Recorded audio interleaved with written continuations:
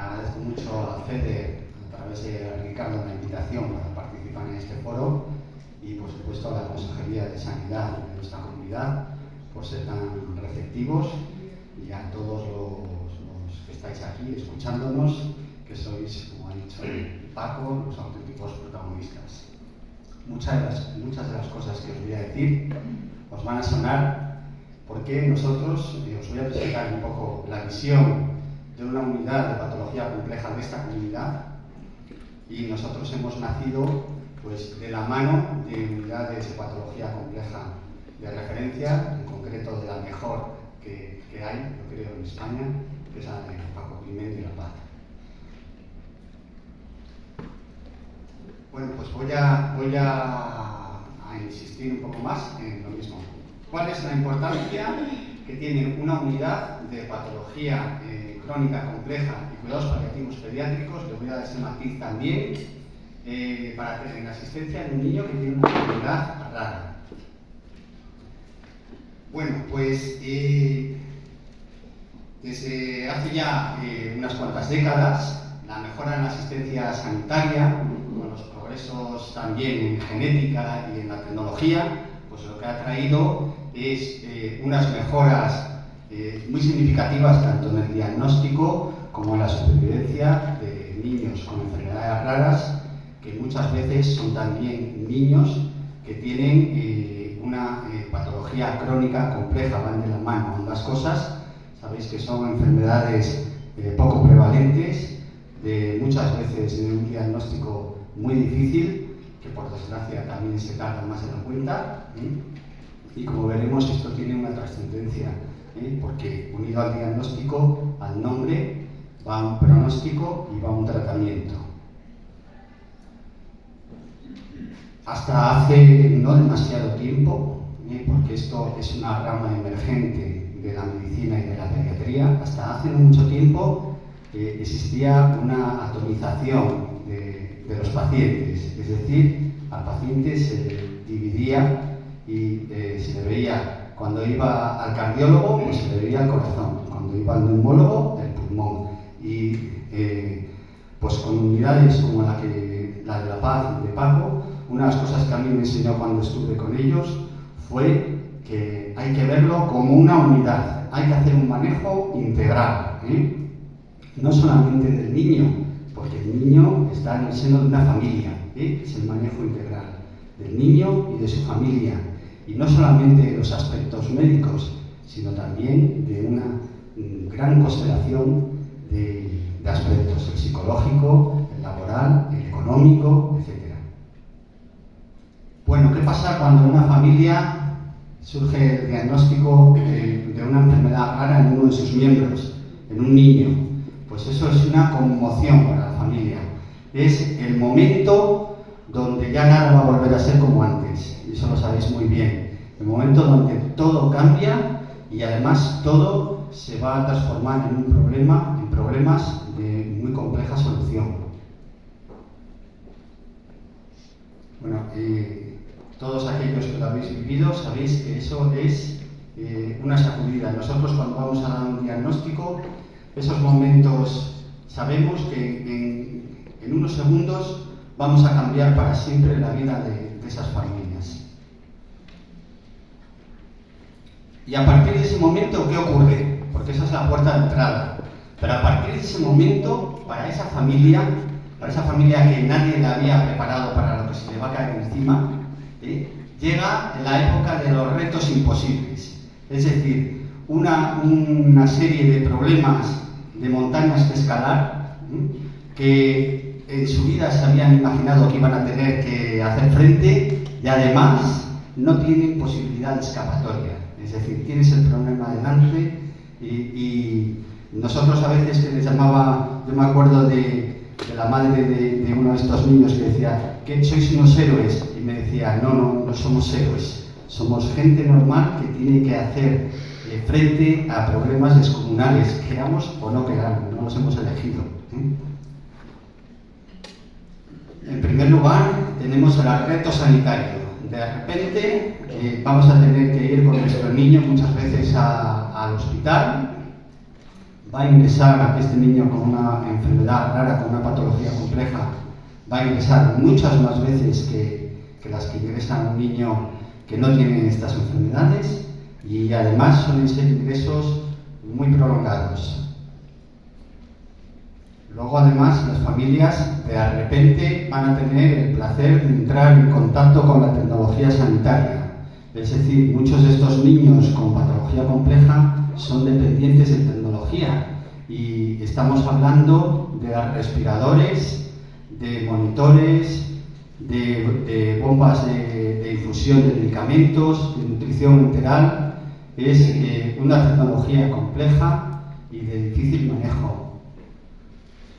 Luego, además, esos padres se enfrentan a otra situación también que supone un estrés muy importante. De repente tienen que asumir el rol de cuidadores, pero además de cuidadores que tienen que adquirir unos conocimientos, y estoy pensando, por ejemplo, en el manejo de una cánula de traqueotomía, en el manejo de una sonda de gastrostomía, en técnicas para resolver emergencias, maniobras de reanimación, etcétera, que son cuidados y técnicas que son incluso desconocidas para para gran parte del personal sanitario, y tienen que adquirirlo, y a veces en muy poco tiempo, y con el estrés de pensar que según lo bien o mal que lo hagan, puede condicionar cómo vaya su hijo.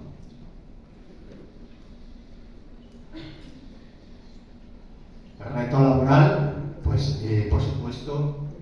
Voy a hablar primero del reto familiar. La llegada de un niño con estas características, con una enfermedad rara, supone, como ya sabéis, un cambio radical en la dinámica familiar. Es un cambio absoluto. Rompe por completo la forma en la que funcionaba esa familia. Y además, los padres se tienen que transformar de una manera involuntaria en una especie de psicólogos forzados. Tienen que, si tienen más hijos, hacer comprender a sus otros hijos qué es lo que le pasa a su hermanito. Tienen que dar explicaciones a familiares, tienen que dar explicaciones a amigos, tienen que dar explicaciones a todas las personas con las que entran en contacto. Ya nada vuelve a ser como antes, ya lo sabéis, ni las reuniones familiares vuelven a ser como antes, y ni las vacaciones, si es que existen, porque muchas veces esa posibilidad desaparece, vuelve a ser como antes, y es un cambio absoluto en el cual desaparece el concepto de ocio para la familia. Muchas veces el poder seguir con esas actividades lúdicas va a ser muy difícil o va a ser imposible. Y todo esto, pues claro, no ayuda a la convivencia, ni ayuda tampoco a fortalecer las relaciones de pareja en esa familia, como ya sabéis. Y este cambio tan radical tiene su prolongación en el reto económico. El reto económico, en la casa hay que prepararla, se necesitan muchas cosas, hay que hacer muchas adaptaciones. Eso que nos contaba antes Paco. Yo lo he visto en muchos niños que hemos ido a sus casas. La habitación del niño es una mini UCI. Tú lo ves y tiene monitores, tiene bombas, tiene respiradores, tiene 2 respiradores por si acaso uno deja de funcionar. Tiene un montón de material fungible, es una UCI en miniatura. Y el resto de la casa parece un mini hospital muchas veces. Es decir, que vamos a asistir a una medicalización del hogar. Luego, además, también es muy posible, si queremos ir a cualquier sitio con nuestro hijo, pues tenemos que llevar con nosotros un montón de cosas, de cochecitos, de sillas, de respiradores, de aparatos, de monitores, de pulsosímetros, y por lo tanto, pues tenemos que comprar un coche más grande, porque no cabe el que teníamos, y no todo el mundo se lo puede permitir. Eso es algo. Y luego también empieza lo que llamamos pues, la peregrinación de las terapias. Muchas veces los padres buscan soluciones a sus problemas y a veces no encuentran una solución satisfactoria en la sanidad pública. ¿Y eso qué conlleva? Pues conlleva a que estos padres empiezan a peregrinar por multitud de especialistas, de rehabilitadores, ortoprotésicos, odontólogos, etcétera, etcétera, etcétera, que son muchas veces tratamientos muy caros. Y luego todo lo que conlleva, todo lo que necesita ese niño es hecho a medida. Entonces eso, y además no solamente es hecho a medida, sino que hay que cambiar muy rápidamente. Por ejemplo, pues hay material protésico que hay que hacer absolutamente a medida, no se hace en todos los sitios, implica viajar a un lugar, hacer una férula a medida que hay que cambiar a poco tiempo. Y todo eso es muy caro.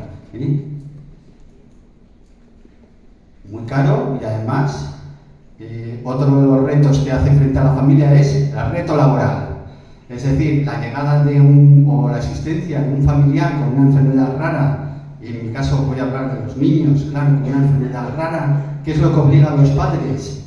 Pues les obliga a pedir muchos días libres en el trabajo, a pedir reducciones de jornada, y no es excepcional, sino por lo contrario, es algo muy frecuente que estos padres, alguno de ellos, pues tenga que dejar de trabajar, pierde su puesto de trabajo, y eso pues empeora el reto anterior, el reto económico.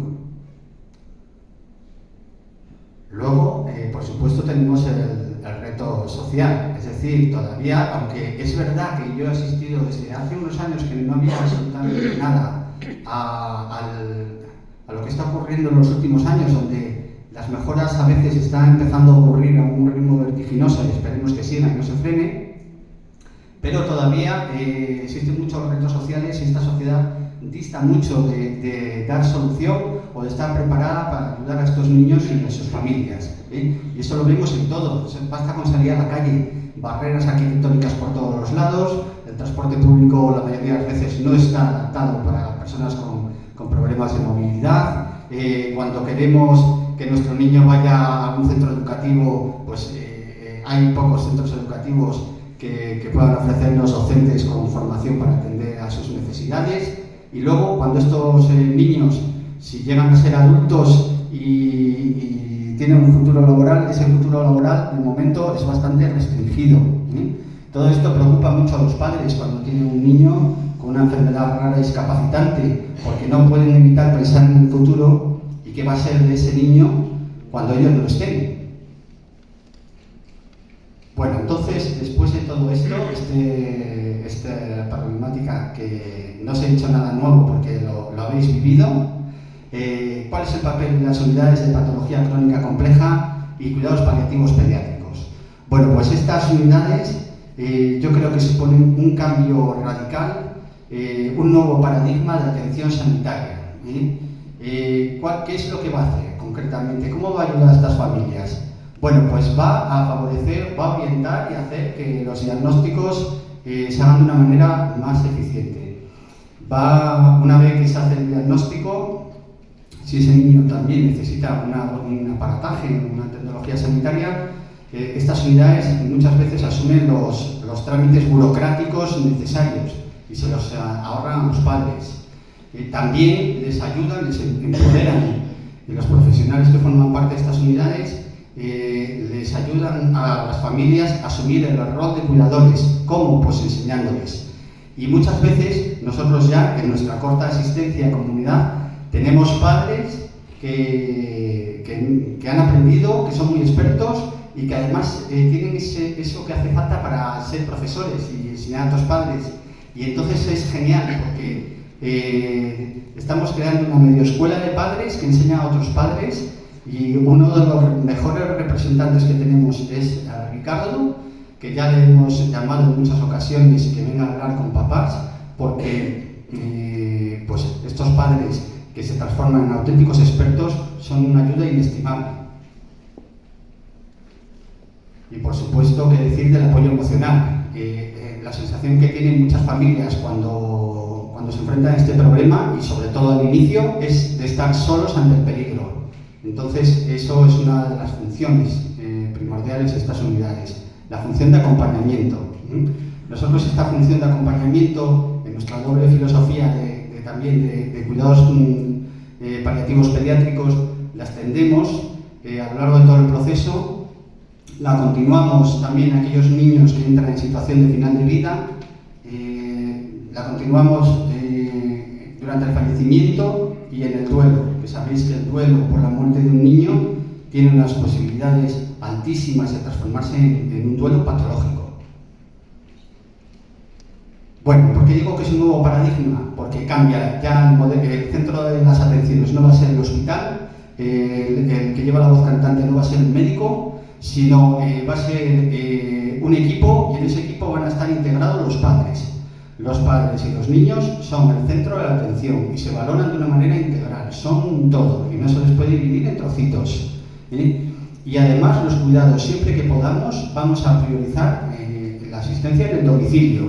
Y cuando tengan que venir al hospital, lo que vamos a hacer es agrupar todas esas consultas para que no tengan que venir 20 veces, sino que cada vez que vengan sean vistos por aquellos especialistas que es necesario que los valoren.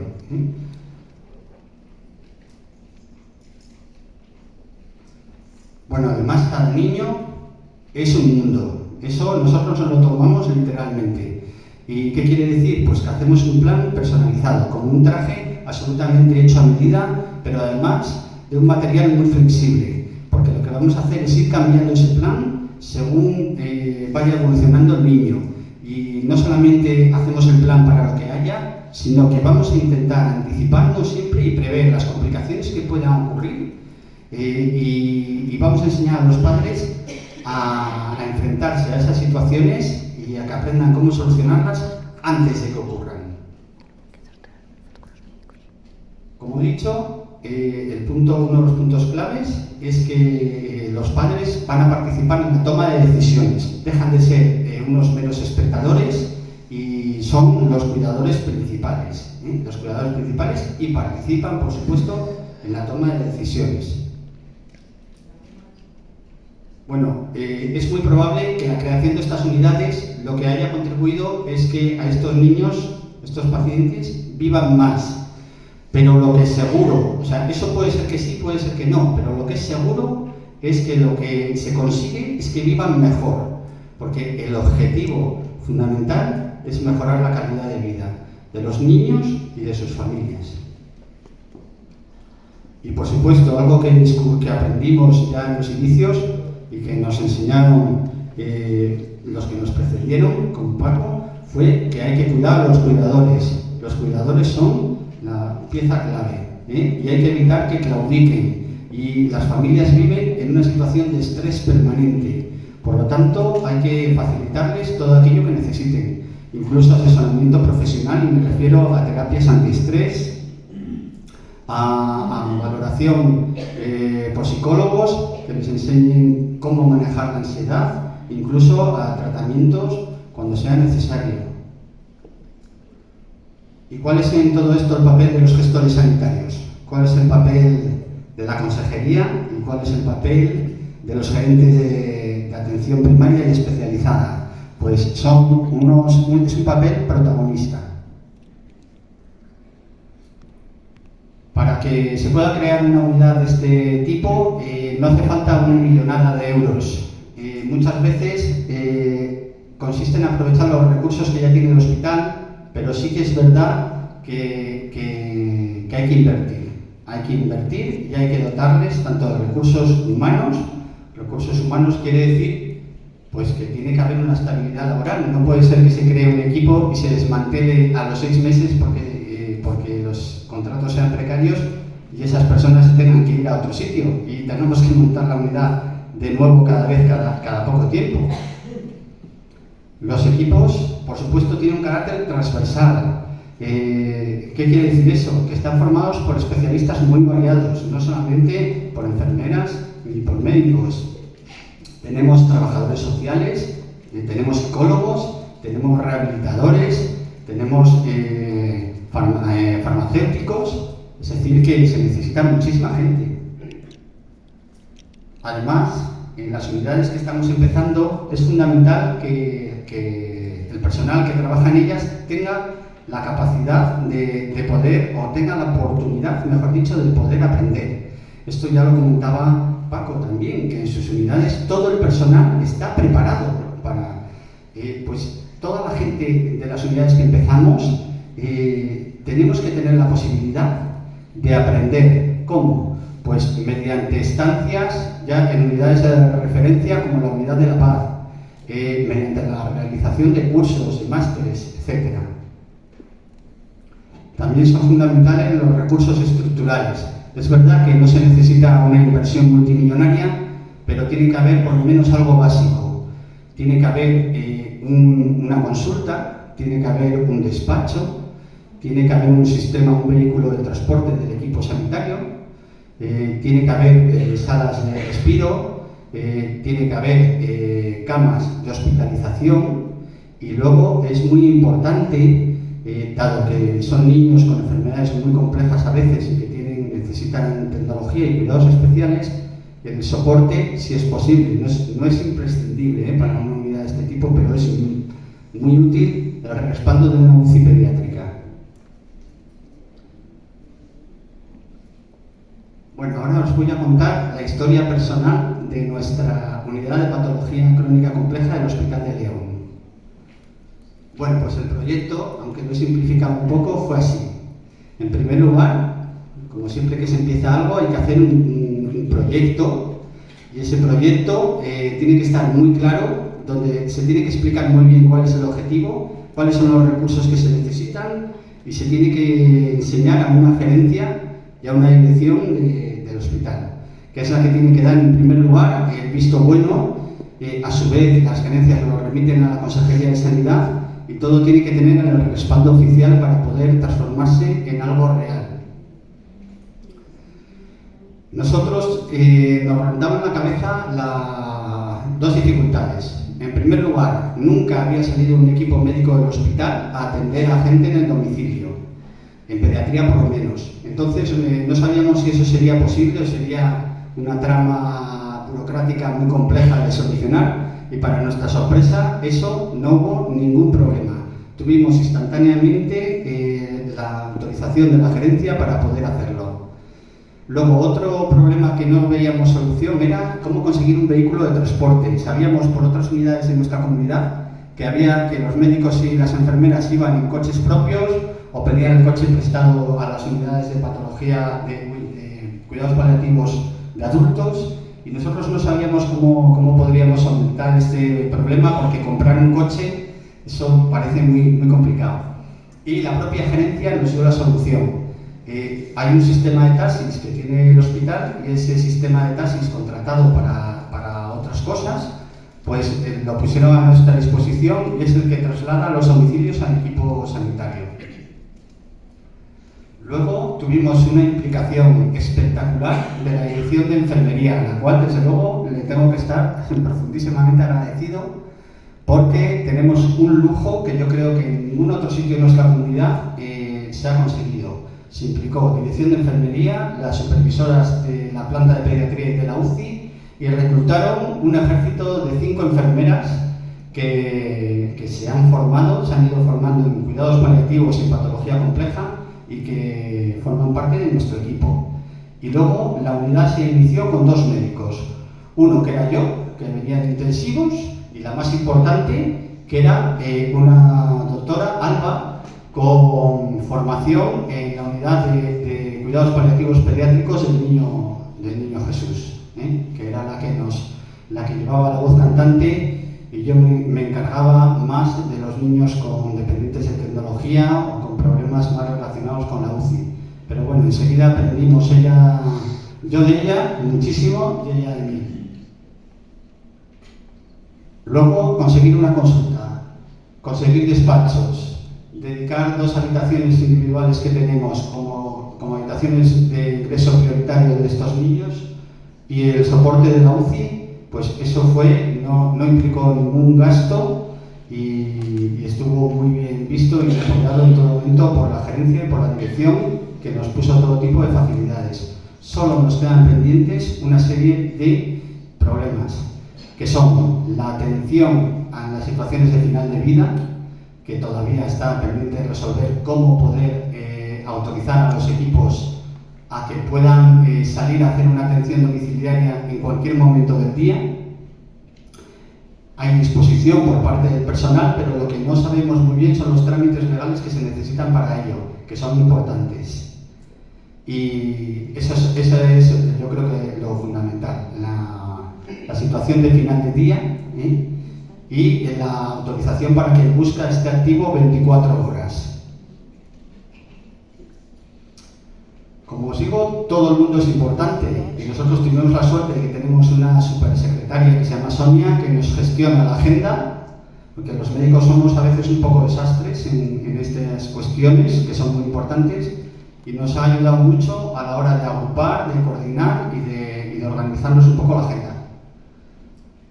Luego, ¿cómo se ponen en contacto los pacientes con la unidad? Pues nosotros los reclutamos en un ingreso casi siempre, o en nacimiento, según la situación, y se ponen en contacto por busca por un correo. Y por supuesto, como os había dicho, participa mucha más gente del hospital. Tenemos una trabajadora social estupenda que se llama Mamen, hay varias, pero ella se encarga sobre todo de pediatría, una doctora de farmacia, una farmacéutica que se llama Mónica, que nos ayuda mucho, y un rehabilitador que se ha especializado en niños que se llama Javi. Entonces, todo el mundo, desde luego, es imprescindible en este equipo. Bueno, en la actualidad nosotros somos una unidad mucho más modesta que la que puede ser la unidad de La Paz, que es una unidad de referencia nacional y además pionera y un poco tutora y madre de las demás unidades que están surgiendo. Llevamos 35 niños y de ellos 20 pertenecen a niños con diagnóstico de enfermedad rara, es decir, de enfermedades muchas veces que se han diagnosticado a través de la genética y que ha sido muy complicado de diagnosticar en muchas ocasiones. Bueno, pues no quiero terminar, ya, igual me he extendido más de la cuenta, sin dar las gracias a las dos unidades que han sido para nosotros la inspiración, que es la unidad de patología crónica compleja del Hospital Infantil de La Paz, de la cual hemos copiado muchísimo, y la unidad de cuidados paliativos pediátricos del Niño Jesús, de la cual hemos copiado la idea de que siempre que sea posible, el mayor tiempo, los niños deben de estar en sus casas, que es donde a ellos les gusta, con su familia, con sus juguetes, sin tener que pedir permiso para nada, y eso mejora la calidad de vida de una manera absolutamente espectacular. Y este niño es Marco. Este es, lo puedo decir, ¿no? Este es el hijo de Ricardo.